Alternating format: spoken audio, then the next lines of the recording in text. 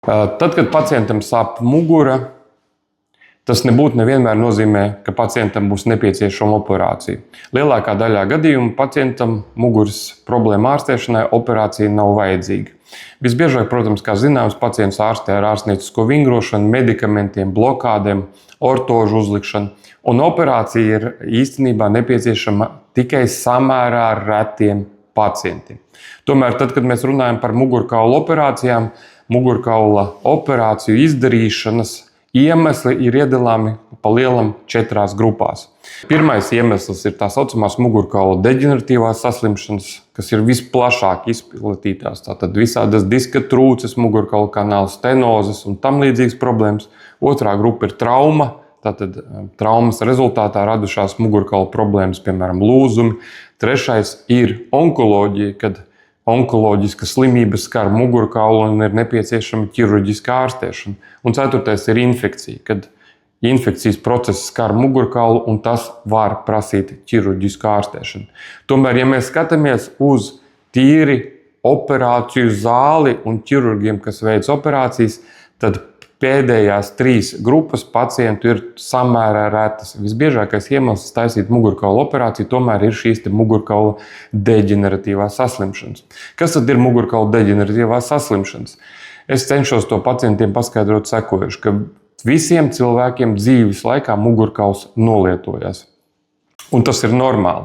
Vienam cilvēkam nolietojas ātrāk, citam mazāk ātri, kas ir atkarīgs no pacienta dzīves stila, darba, bet lielā mērā arī no iedzimtības.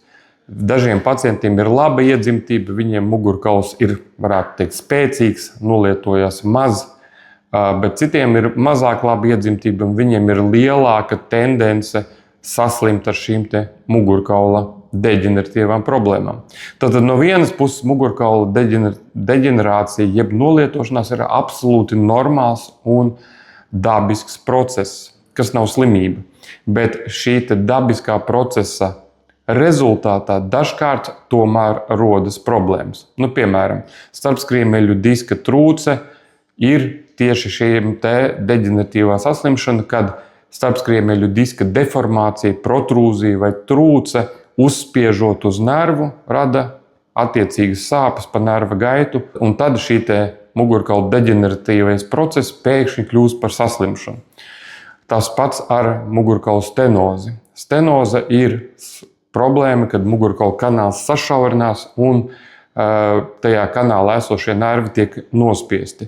Un šis mugurkaula kanāla sašaurināšanās notiek deģeneratīva procesa rezultātā. Tātad starpskriemeļu locītavas, jeb fasešu locītavas pieauga apjomā, jeb hipertrofējās, jeb pieauga apjomā starpskriemeļu saites, un šis saišu un locītavu komplekss iespiežās mugurkaula kanālā un rada mugurkaula kanāla sašaurināšanos.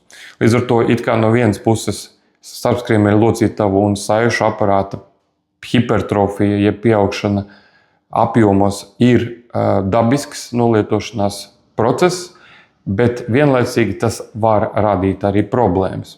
Un ja mēs vispār runājam par to, kas ir visbiežākais iemesls mugurkaula operācijai, tad tas ir šī mugurkaula kanāla stenoze, kas visbiežāk skar mugurkaula josas daļu, bet nereti ir novērojama arī mugurkaula kakla daļā.